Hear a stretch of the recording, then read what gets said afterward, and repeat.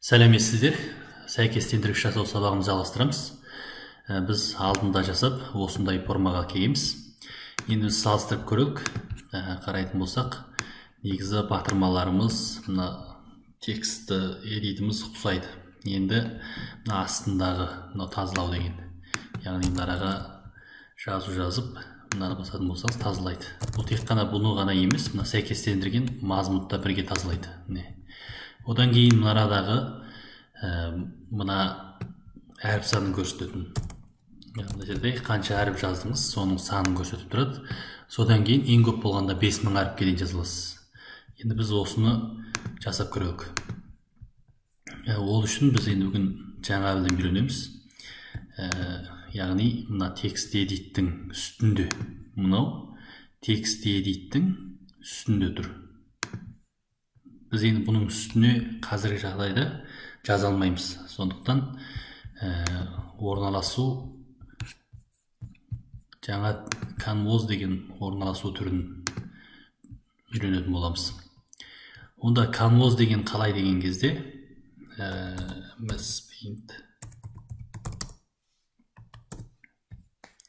яғни canvas деген алдыменен осындай бір ең сыртына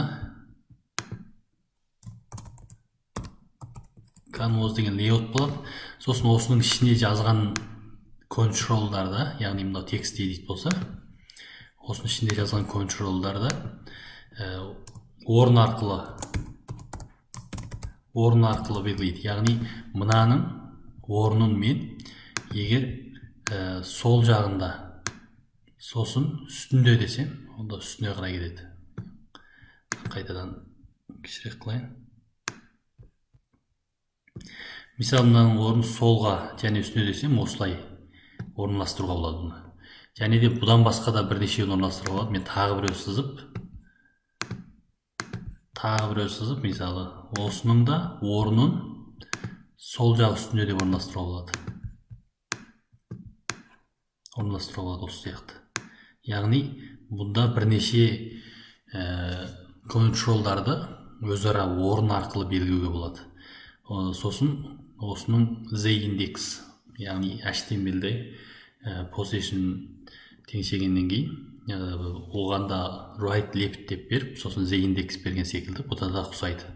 Бірақ бұда оң мен солдың біреуін ғана бере аласыз, асты мен үстін біреуін ғана бере аласыз. Енді жазып көрейік. Біз онда алдында жазған жерде өзгеріс апаруымыз керек. Бірінші мына text box 1, мына text box 1-де, онда осыған canvas деген осы layout жазамыз. Canvas. Яғни бұл орналастыруға арналған, create секілді орналастыруға арналған canvas. Содан кейін бұған біз мына create column 0 дегенді берейік. Яғни осыны мына тік бағыттағы create'тің біріншісінің ішіне әкелдік.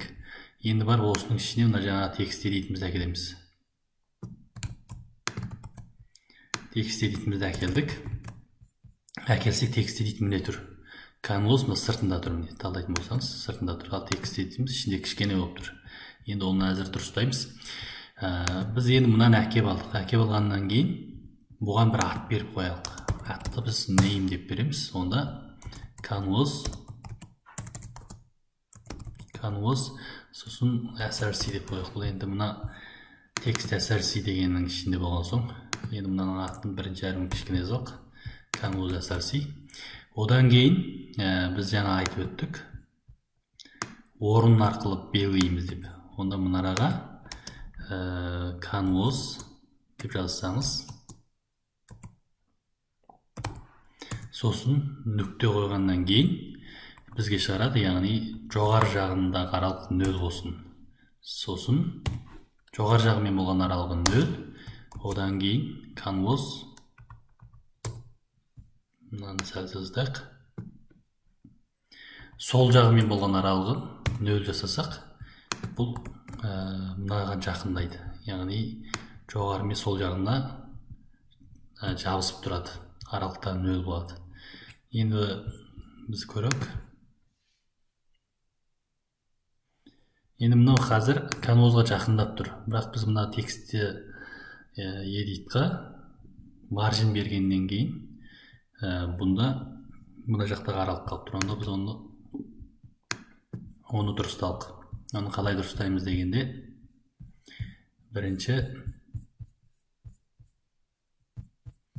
жоғары жағына барып, біз текст edit жазған жердегі маржинді, текст edit жазған жер, мына текст editor деп жазған, осының маржинін алып алалық. Алып алғаннан кейін біз осының астына style деп, style key, сосын бұған үлкен жазады екен, canvas editor деп қойылық. Содан кейін жазғаннан кейін бұның target type'ын сөз белгілеуіміз керек. Target type'ы canvas. Енді бұның ішінде жаңағы мынадан қиып алған маржинді жапсырамыз. Жапсырғаннан кейін біз жаңағы canvasға бұған style ретінде берсек болған. Style жаңағы ұлы жақша ашамыз, сосын static resource деп жазамыз, сосын бостық белгісін жазсақ, мына шығарады canvas editor. Енді қарасақ, біз мынадан қарайтын болсақ, canvas талдап, canvas'да сыртында аралық бар, бірақ текстбокста жоқ. Міне екеуі біріне бірі жабысып тұр. Енді мына жағындағы неге қате кетті деген кезде, бұның сыртына да canvas қойымыз керек, сол кезде дұрысталады. Өйткені біз жаңа мына textbox result editor дегенге маржинді алып тастадық. Сондықтан бұған да canvas жазып қойылық. Canvas, өйткені бұған да керекті болады. Содан кейін бұның мынаның grade-тің бірінші несіне келсін деген, жаңағы кәтекшесіне келсін деген. Содан кейін мынаны әкеп мынаға қоямыз. Бұған да ұқсас. Оны жазбай тұралық қазір. Ал мұнда біріншісін текше болық. Енді қазір біз көріп отырмыз. Мына текст болқыз жоғар жағымен және сол жағымен аралық 0 болды. Енді біз осының width'і осы canvas'мен бірдей қылсақ болды. Осының ішіндегі canvas'мен бірдей. Сосын биіктігі бірдей болса болды. Онда оны қалай жазамыз дегенде, онда біз мынаға width деп жазамыз. Width деп жазған соң ұлы жақша ашамыз. Содан кейін binding деген жазамыз. Яғни binding байлау. Бұның нені байлаймыз дегенде actual height, actual width. Содан кейін өтір resource element name. Оған не жазамыз дегенде canvas asrc десек болған. Енді мына жерде қараңыз. Width дедік. Осы текстбокстың, яғни текстбокстың ені, көлденең бағыттағы ені, оның немен тең дегенде мына canvas'дың енімен тең дедік. Енді оны біз қатырып жазып тастауға болмайды. Мысалы, қанша деп, мысалы, мынанікі қазір қанша болса, сонша деп жазып тастауға болмайды. Себебі бұл үлкен екран, кішкене екран болуы мүмкін. Ары бері үлкейіп кішірейтуі мүмкін. Сондықтан біз осы екеуін біріне бірін байлаймыз. Байлағанда мына әдісті үйреніп алыңыздар. Width дейміз. Мына binding деген байлау. Actual width деген нақтылы width'іне байла дедік. Сосын үтір жазасыз. Одан кейін элемент name. Кімнің дейді. Кімнің width'іне байлайсыз. Элемент name мына canvas asrc дегенге. Енді бар, енді биіктігін байласақ болды. Онда height, бұда да ұқсас, ұлды жақша ашасыз. Binding, сосын actual height. Енді кей жағдайда дұрыс ескертпейді екен. Негізі ескерту керек. Actual height. Сосын үтір, element name. Содан кейін бұл canvas asrc болды. Міне. Енді дәл ішіне тұра келді деген сөз. Енді бұны осы жерде жазылған екеуін бірдей көшіріп, мына margin left top деген және де мына width height дегенді көшіріп, біз астындағы апаралық мынаған алып келдік. Енді бұда ұқсамайтын жер бар, яғни мына сыртындағы canvas'дың үлкендігін алу керек. Сондықтан бұған да name берелік. Бұның да name'і, жоқ, бұл name беруден бұрын style'ын беріп алады. Бұған ұқсас style'ы жаңағы static resource. Ұлы жақша ашамыз. Содан кейін static resource, canvas editor. Енді одан кейін барып name береміз. Name деген жаңағы canvas, сосын бұны DSC дедік. Енді барып мына осының ішіндегі текст эдитордың видізі осыған сай болу керек, мынау да ұқсас. Енді барып екеуі де дұрыс болды. Енді біз көрік.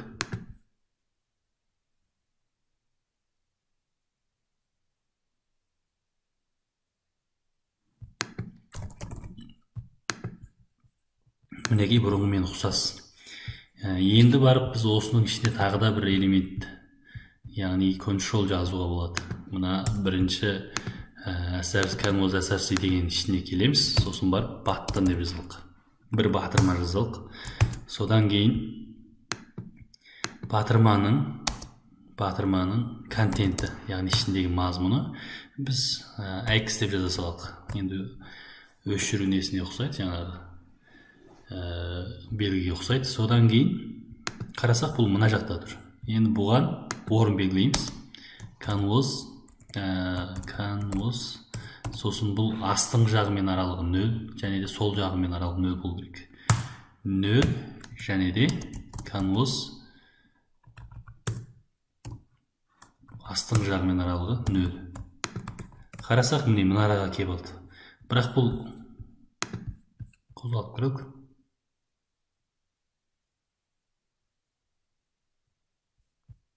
Міне кеп алды, бірақ бұл жабысып тұр. Бізге жабысып тұрмау керек. Онда қалай дегенде, мына 0 демейік, бұны 10 дейік. Сосын мынаның аралығы 10 болсын. Енді қарасақ, бер таман шықты. Енді шыққанмен бұның түрі көріксіз болып тұр, біз әдемілейік. Оны әдемілеу үшін, онда біз алдымен жоғары жаққа баралық. Style жазған жерге баралық. Осы араға style, содан кейін key дейік. Keyге button clear деген тазалау деген сөз. Сосын target type'ы button. Одан кейін барып біз осы араға жазалық. Енді мынаны апарып алдыменен мына buttonға беріп қойуымыз керек. Яғни style, сосын ұлы жақша static resource, сосын былай жазамыз. Енді бұл кезде ешқандай өзгеріс жоқ, өйткені біз әлі ештеме жазбалық. Мынаны ашалық, ашқаннан кейін біз қарап отырсақ, мынаны сүйреп әкеп мына шетіне жапсырсаңыз, осылай тұра қалады. Ал мынаны осылай ашып қоялық. Енді ашқаннан кейін қарайық, мына астында тұр, міне. Не жазамыз дегенде, бірінші бұған бір биіктікпен, биіктік setter property width value, бұған бір 15 px биіктік берелік.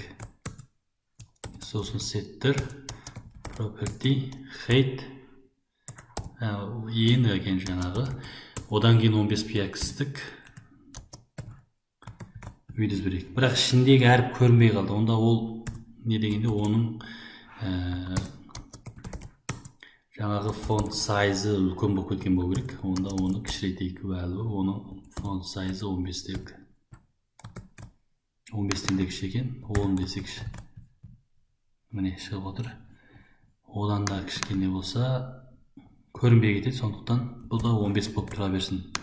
Бірақ бұда тағы бір нәрсе бар, setter property line height.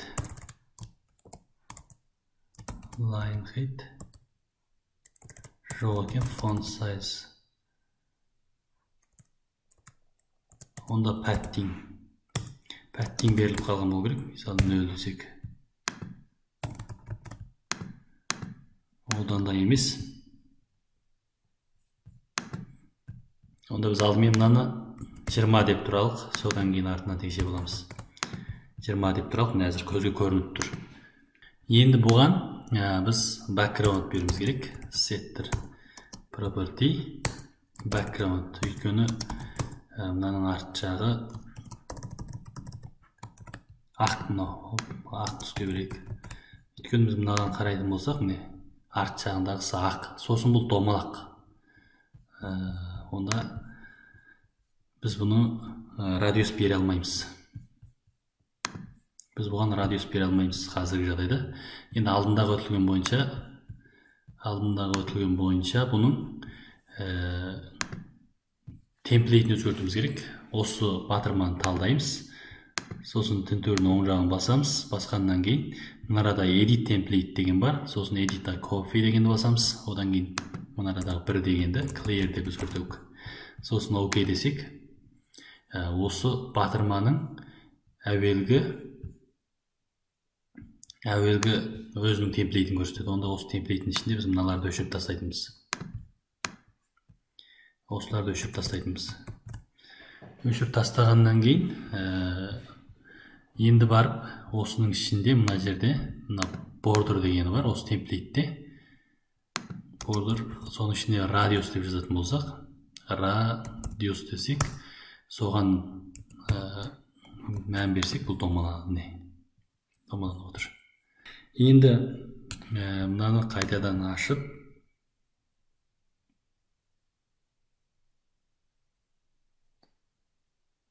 ішіне мазмұн жазалық. Жол алмастыралық. Жол алмаспай тұр, себебі біз текст editor дегенге setter property сосын accept return value түсірдеуіміз керек. Яғни жол алмас дейміз керек. Содан кейін тағы біреуі setter property text warping value warp деу керек. Яғни сырттан мазмұн әкеп жапсырғанда, егер осыдан ұзындығы асып кетсе, онда осыдан аспа деп белгіледік деген сөз. Енді мына жол алмастырып келдік. Қарасақ, мына жерге келгенде астында қалып қалды. Бұл астында қалып қалатын себебі біз мынаны осының үстіне шығардық. Енді үстіне шығардық. Сондықтан біз мынаның астындағы ішкі аралығын біраз үлкейтуіміз керек. Біз алдында текст эдиторға padding 15 деп жазған болатынбыз. Бұл 15 деген оң жағына, сол жағына, астына және үстіндегі аралықтар болатын. Енді біз астындағы аралықты 15-тен үлкейтейік.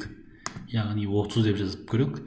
Яғни padding ол кезде мынау біріншісі сол жағы, екіншісі үсті, үшіншісі оң жағы, енді астын жазалық. Астын 30 деп жазалық. 30 деп жазсақ, сәл жоғарылапты. 30-дан да үлкен жазу керек екен. 40 деп жазалық. Нейді? Үстіне кетті. Яғни біз жазып отырғанда мынаған келмейді деген сөз. Енді мына сәл түсіруге болады. Яғни 38 деп жазалық. Енді дәл болды деген сөз. Енді бұл мәселе шешілді. Бұл енді осылай болады. Ал енді бұл жерде тағы бір абайлайтын нәрсе бар. Мысалы, біз жаңа мына текст бокспен астына жаздық мына баттың. Егер осыны үстіне жазатын болсақ, байқамай, бұны үстіне жазатын болсақ,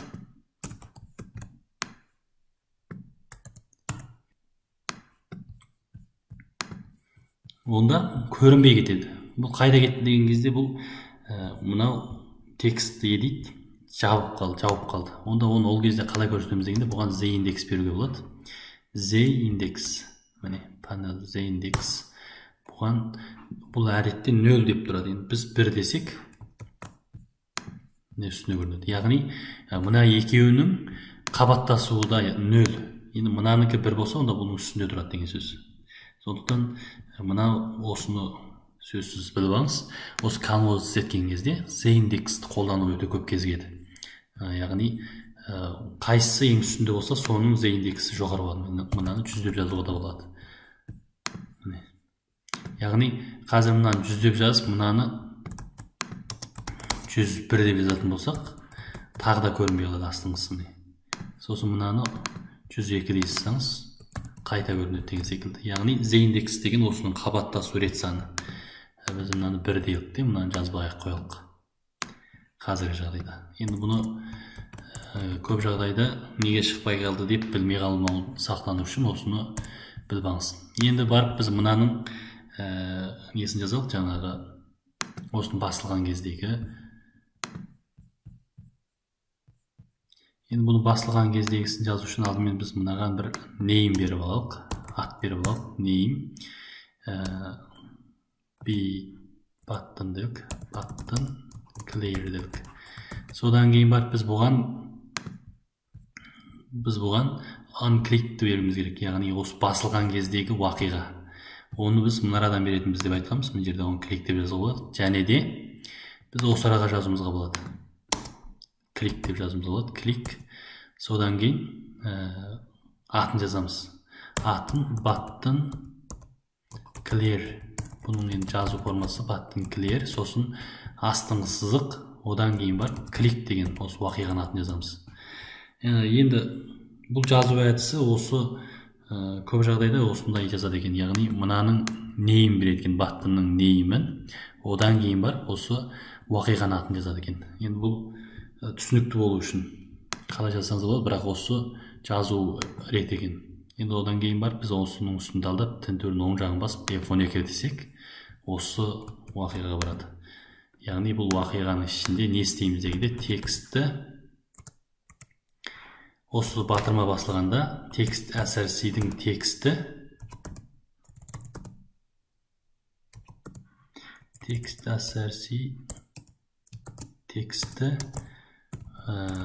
бос болсын.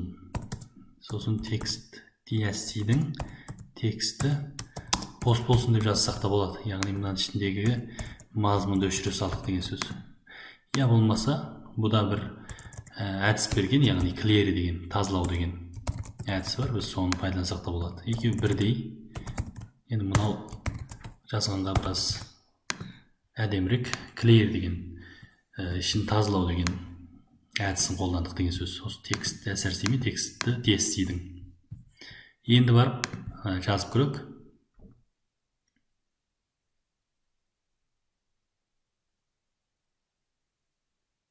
Енді мұнараға мазмұн жазып, сосын сәйкестендіруді басып, сосын барып clear деген басады, тазалап тастады. Енді мұнаға бір ховер керек, яғни trigger керек. Мыналарды қарайтын болсақ, мынаның ішіндегі фонттың түрі өзгеріп жатыр екен, онда біз соны да көшіріп алалық.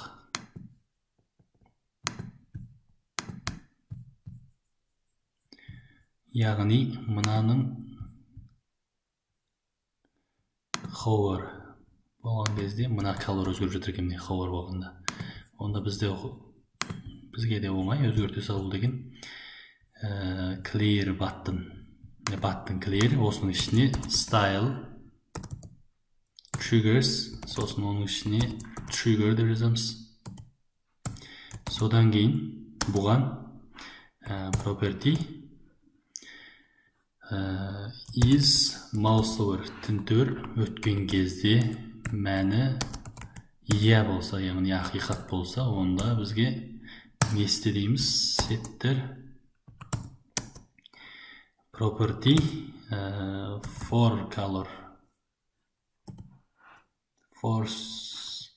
foreground value жаңағы түс болсын десек болғаны. Міне. Бізде өзгеру үшін алдымен мынаның алдындағы түсін жазып алуымыз керек екен. Hover'ды алып тастайық. Hover'ды алып тастаған кездегі түсі мынау екен. Онда біз мынаған setter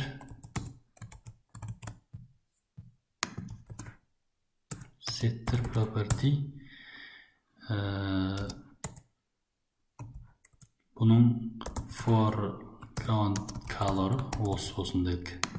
Содан кейін қарасақ, міне ішіндегі жазу өзгеріп тұр. Енді мынаған қарайтын болсақ, бұл сыртындағы шеңбері де бірге өзгеріп тұр екен, доңғалақ. Онда оны қалай жазамыз деген кезде, онда бұда ұқсас setter property border brush деген. Бұның value мынамен бірдей болсын десек, болғанның алдында тор белгісі қажет сөзсіз. Міне енді ұқсады. Міне ұқсап қалды. Енді осылай жаза береміз. Енді бұның біреуін жазып болдық. Енді біз тағы біреуін жазып тасталық. Яғни мұнарадағы 5000 деген мынаны жазалық. Енді бұны да ұқсас жаңағы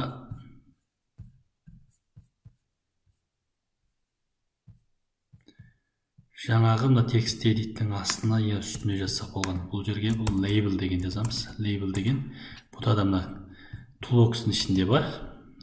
Бұның контенті 0 бос орын сызық 5000 деп жазып тұралық. Сосын аяқтастыралық. Енді бұған алдыменен margin жоқ, canvas бұл оң жағындағы аралығы 10 болсын. Сосын canvas сосын астымен аралығы 10 болсын дедік. Одан кейін panel z index бұл ана батырма екеуінікі бірдей болсын. Сондықтан екеуінде бірдей жазалық. Енді көріп қалай көрінді? Міне көрінді. Енді бұл жерде мынаның колорын алақ. Колоры алу үшін мынаға стайл беруіміз керек. Жоғары жағына барып, бұғанда стайл береміз. Стайл, бұғанда key, бұған button clear. Жоқ, бұның button clear емес, бұның аты label екен. Label counter дейік. Counter деген стайл берек. Содан кейін target type'ы label. Содан кейін setter property, сосын foreground деген, яғни түсі осы болсын деп. Енді барып мынаны апарып жаңағы біздің labelға style ретінде береміз. Style ұлы жақшы static resource, сосын мына жазамыз. Яғни мынаның түсін беріп алдық. Енді біз мынаған жазғанда есептеп мынарада көрсету керек. Осы арада көрсету керек. Онда оны қалай көрсетеді дегенде text change, яғни бұны есептеу үшін әр жолы мына text edit'тің ішіндегі мазмұн өзгерген кезде біз осының ұзындығын есептеп отыруымыз керек. Енді одан бұрын біз мынаға бір name беріп алалық. Name'і label сосын counter санайтын. Енді мынаған, яғни осы text box'қа біз text change деген уақиғасы бар. Text change деген уақиғасы бар. Біз осы бойынша біз біле аламыз. Әр жолы мына text edit'тің ішіндегі мазмұн өзгерген сайын осы уақиғаны атқарады. Онда text src жаңағы сияқты, сосын text change. Мынаны өзі шыға келді ма, не болып кетті? Text src өзі ескерту беріп отыр екен. Text src text change. Жазғаннан кейін біз осыған баруымыз керек. Оң жағын басып go to definition, біз осыған барамыз. Міне енді мынаны өшіп тұралық, өйткені біз C# кәдімгі өзгеріс апардық, сөзсіз қайтадан build қылу керек. Сондықтан өшіп тұралық. Енді бұл әр жолы өзгерген сайын осыны атқарып отырады. Енді бұл кезде мына sender және text change деген бұларды енді артынан айтайық. Sender деген негізі осы қайсы элемент өзгеріп жатқан болса сол элемент. Енді бұл кезде біз text src-дің ішіндегі текстін аламыз бірінші. Тексттің length'ін аламыз. Яғни өзгерген сайын осының ұзындығын есептеп отырамыз. Содан кейін барып біз осы ұзындықты label counter'дың контентіне берсек болған. контентіне қалай береміз деген кезде біз барып мынаны көрейік.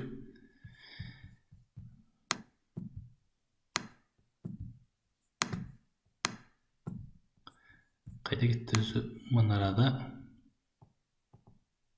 Міне контенті осылай біз осыны аудармай көшіріп аламыз. Ішіндегі контенттің ішіндегі мазмұнды аудармай көшіріп алдық. Содан кейін біз жаңағы жерге баралық. Мынаны басып барамыз. Барғаннан кейін осы араға жапсырамыз. Сосын мынаның алдына доллар белгісін қоямыз да, біз мына 0 дегенді өшіріп, орнына ұлы жақша ашып, мына леңсті жазсақ болғандай.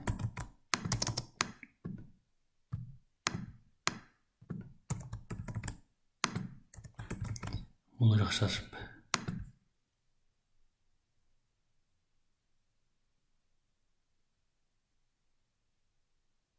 Енді жазып көрейік міне.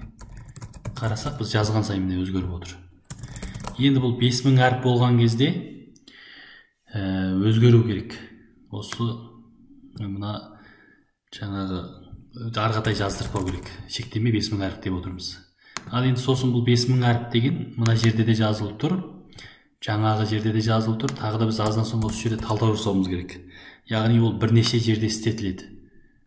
Енді ол істетілгеннен кейін бізге аз күннен кейін біздің бастығымыз айтуы мүмкін.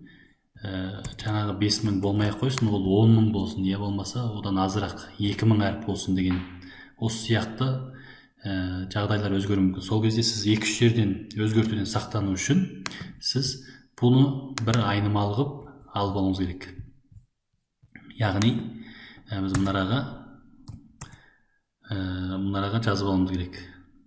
Public read only int сосын convert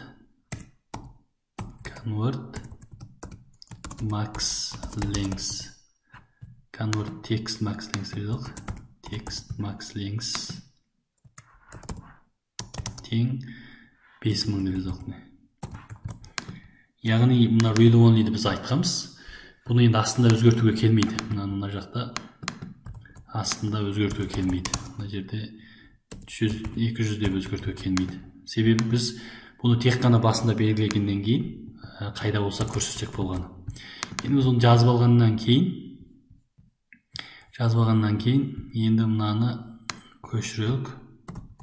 Осы label counter'ды біз мына main window істетіліп болғаннан кейін осының астында істеуіміз керек. Яғни мына жерде жазуымыз керек.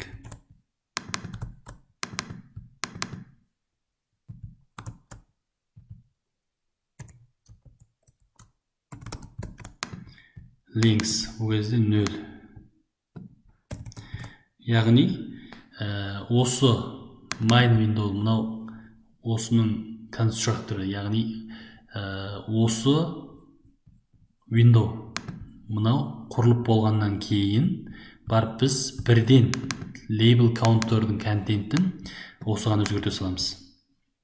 Сол кезде мынау қанша деп жазылса сонша болады деген сөз. Одан кейін барып біз мына астына келдік. Енді барып мына жердегі 5000 деп жазылмау керек. Бұл кезде convert max length осын жазуымыз керек. Енді барып біз талдау жасаймыз. Егер length'і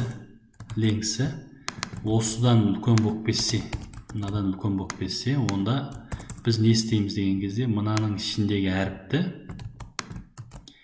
әріпі неге тең дегенде біз осыны substring, яғни substring 0-ден бастап ең көп болғанда осынша кешен жазу керек. Сондықтан алдыңғы осынша әріпті кесіп алып осыған берсек болғаны. Міне текст asserty тексттің ішіндегі әріптердің алдыңғы 0-ден бастап осыған береміз. Одан кейін барып length неге тең болады деген кезде length'і осыншалық кесіп алсақ осыған тең болады. Мына 5000 деп түсінсек, 5000-нан асып кетсе, алдыңғы 5000 әріпті кесіп аламыз. Одан кейін length'ін осыған береміз. Енді біз көрелік. Енді бұны сынау үшін бізге 5000 деп жазудан қажет жоқ. 5000 деп жазудан қажет жоқ. Сынап болғаннан кейін жазуымыз керек. Онда біз мына арада 5000 емес 20 деп тұралық. 20 деп шығып тұр. 20 деп тұралық, жазып. Міне, 20-дан асқан кезде жаздырмай қойды. Бірақ тағы да бір қателік болып тұр. Бұл қателік не деген кезде біз мына жерге біз жазып келіп 20 болған кезде бұл мынаның ең бас жағына шығып кетті. Біздің мына кроссеріміз ең бас жағына шығып кетті. Және де жапсыратын болсақ та ұқсас. Ең бас жағына шығып кетті. Бұл не үшін деген кезде біз мынаны өшірейік. Бұл не үшін дегенде өйткені біз бұл кроссерді адастырып жүрдік. Бұның асқан бөлікті кесіп алдық та, оны адастырып жүрдік. Сондықтан оған не дейміз дегенде қайтадан өз орнына кел дейміз. Мына жерде create index деген бар. Text src create index осыған біз осы length деп берсек болғаны. Содан кейін адаспайтын болады.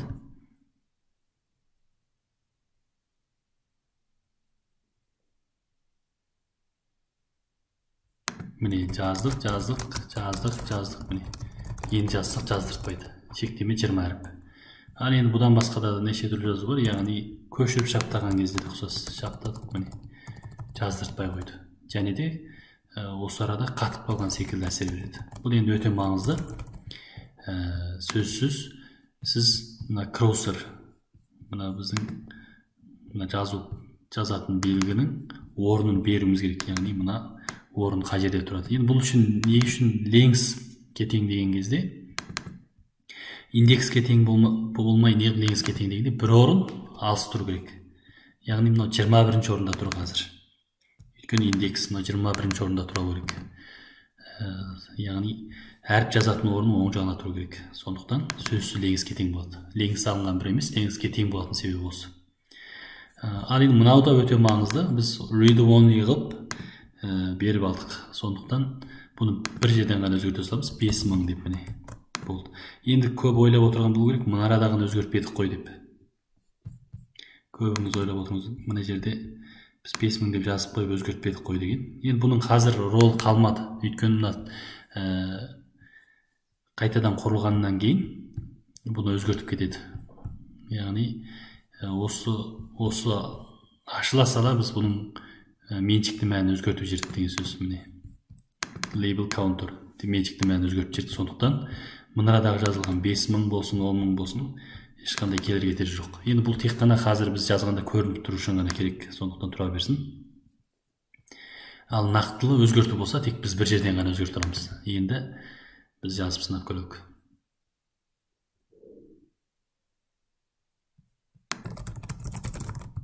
Міне тазалауымыз істеп тұр. Енді 5000 әріпті әкеп көрейік. 5000 әріп, мынаны жүктеу, мынаны көшірейік, содан кейін әкелік та үздіксіз жапсыралық. Міне 5000-нен аса алмайды. Енді бұл жаңағы шектеме қою, және де мына тазалау батырмасы.